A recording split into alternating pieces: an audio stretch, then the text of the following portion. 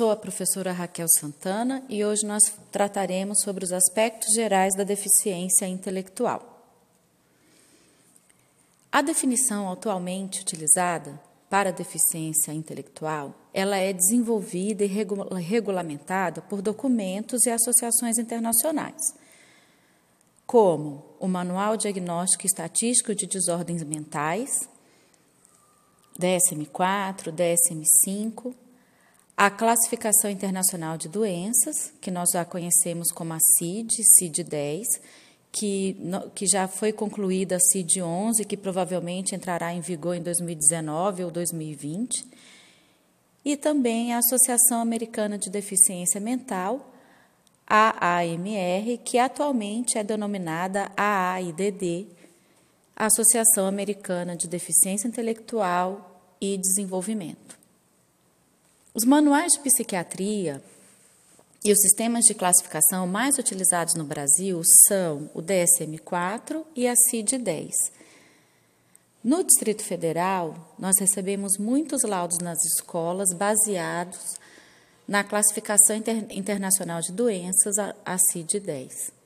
A Associação Americana, ela não é muito conhecida em nosso país, talvez devido à pouca divulgação de suas produções entre os especialistas e pesquisadores brasileiros. A deficiência, aqui nós estamos tratando sobre a deficiência intelectual, ela sempre é definida a partir de padrões de normalidade estabelecidos em um determinado contexto sócio-histórico e com base na possibilidade da pessoa em responder de modo eficiente às exigências sociais. Como nós sabemos, existem, historicamente, mudanças na nomenclatura. Nós já denominávamos a deficiência intelectual, ela já foi denominada como retardo mental, como deficiência mental, e hoje ela é denominada como deficiência intelectual. A adoção da deficiência intelectual atualmente, ela refere-se à necessidade da diferenciação do funcionamento do intelecto e do funcionamento da mente como um todo. E também na diferenciação, principalmente, das doenças mentais, que não necessariamente uma pessoa, por exemplo, com esquizofrenia, ela é uma pessoa que também tenha uma deficiência no funcionamento do seu intelecto. A deficiência intelectual, ela é caracterizada pelas limitações significativas, tanto no funcionamento intelectual quanto no comportamento adaptativo, que se expressam nas habilidades adaptativas, conceituais, sociais e práticas. Essa deficiência, segundo a Associação Americana, origina-se antes dos 18 anos de idade. A CID-10, ela consiste num sistema categorial de descrições diagnósticas com base na organização de síndromes.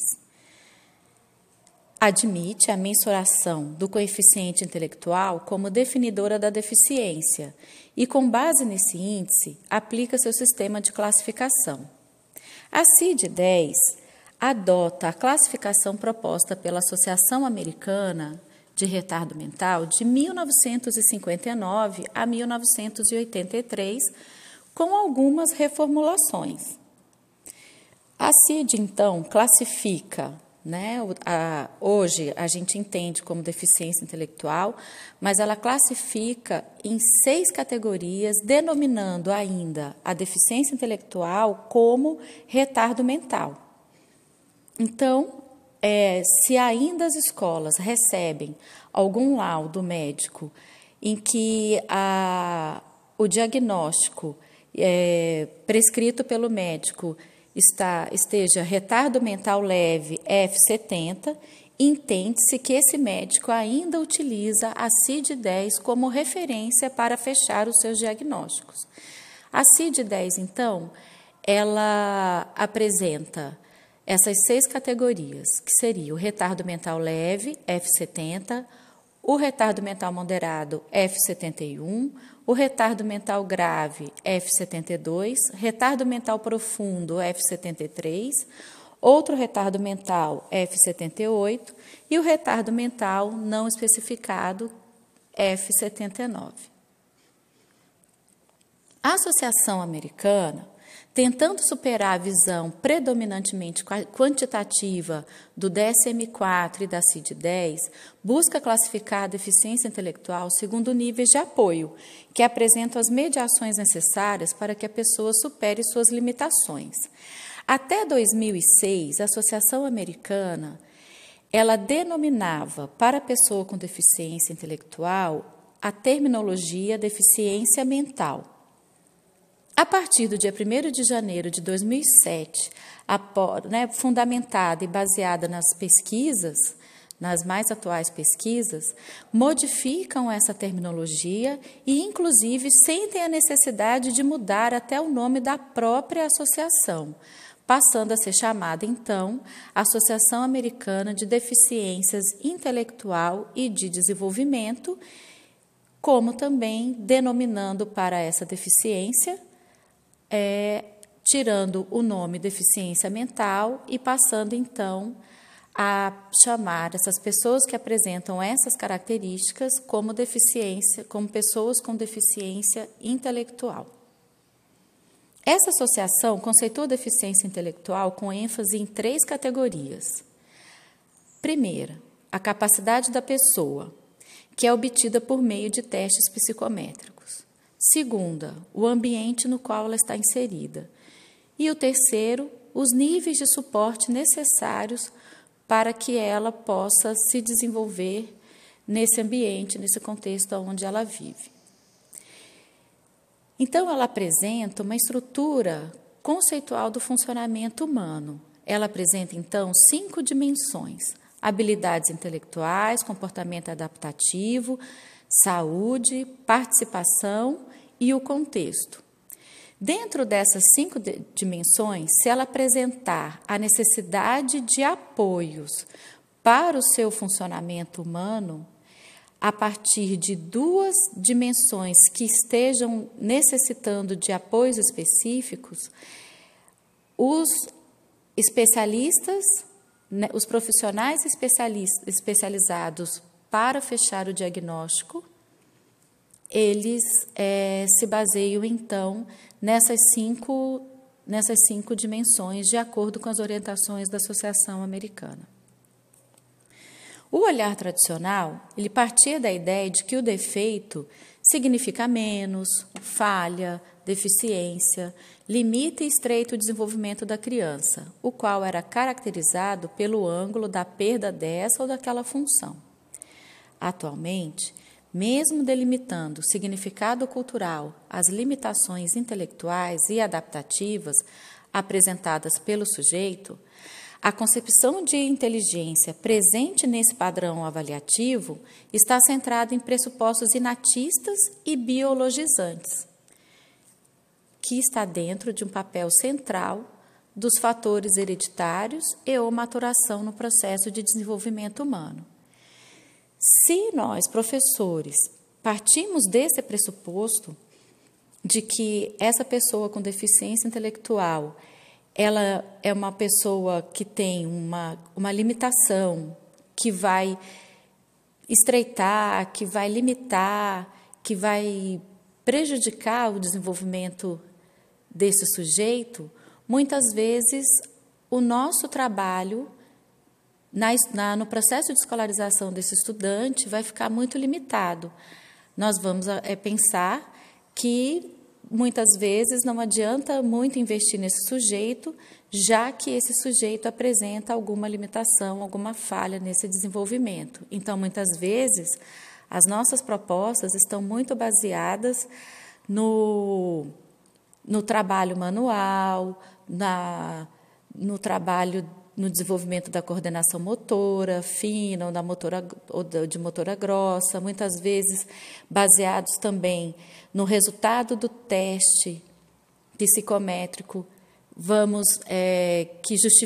que na época justifique uma idade mental muito abaixo da idade cronológica desse sujeito, nós também podemos pensar em atividades que mesmo o estudante apresente cronologicamente uma idade maior, por exemplo, ele esteja com 12, 13 anos, mas no teste de coeficiente intelectual apresentou naquele momento uma idade compatível com crianças de 4 e 5 anos, muitas vezes temos a tendência de infantilizar e de pensar em atividades dentro desse nível do desenvolvimento cognitivo do estudante. Mas nós temos que pensar que é necessário redimensionar o tema e a questão da deficiência. É importante ter uma visão positiva da deficiência. Uma pessoa com deficiência não é uma pessoa defeituosa. Nós partimos do pressuposto de que nós nos desenvolvemos porque aprendemos. Então, todos nós somos capazes de aprender, inclusive pessoas com deficiência intelectual. A capacidade intelectual de cada sujeito não pode ser definida por prescrições generalizadas a partir de um determinado diagnóstico, mas deve orientar-se para os movimentos interpessoais e as variadas esferas de competências intelectuais. A pessoa com deficiência intelectual, ela é capaz de aprender. Dentro dessa perspectiva, qual é o papel, então, da escola? De identificar as singularidades e as peculiaridades dessa pessoa e trabalhar e pensar em estratégias pedagógicas no desenvolvimento das funções psicológicas superiores, no desenvolvimento da atenção voluntária, no desenvolvimento da memória mediada, no desenvolvimento da linguagem para uma fala, no desenvolvimento do pensamento para um pensamento abstrato. Nesse caso, é preciso pensar em estratégias para além dos contextos concretos, aonde esses sujeitos possam conhecer os signos, os símbolos, os códigos, se apropriar de uma língua, né, da nossa fala, da nossa língua portuguesa, e a partir dessa fala se autorregular, tomar decisões, desenvolver a autonomia desse sujeito mediante ao contexto que ele está vivenciando. Ele só vai tomar consciência de que a leitura ela é importante a partir do momento em que a gente gerar a necessidade da compreensão desse sistema de leitura e de escrita. Ele só vai tomar consciência de que existe um sistema monetário brasileiro a partir do momento em que a gente gere necessidade a ele de descobrir que, para ele adquirir algo que ele gostaria de ter, que ele vai precisar das cédulas, das moedas, do nosso dinheiro para poder conseguir aquilo que ele gostaria de comprar.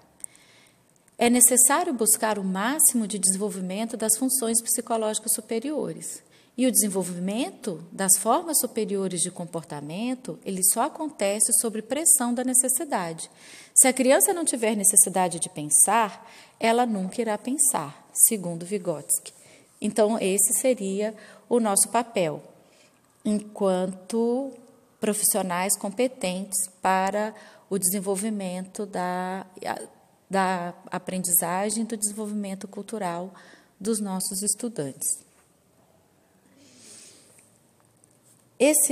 Essa pequena apresentação, ela está baseada no capítulo número 10, o processo de inclusão de alunos com deficiência intelectual, contradições e desafios nos modos de aprender e ensinar, das autoras Silva, Mendonça e Mieto.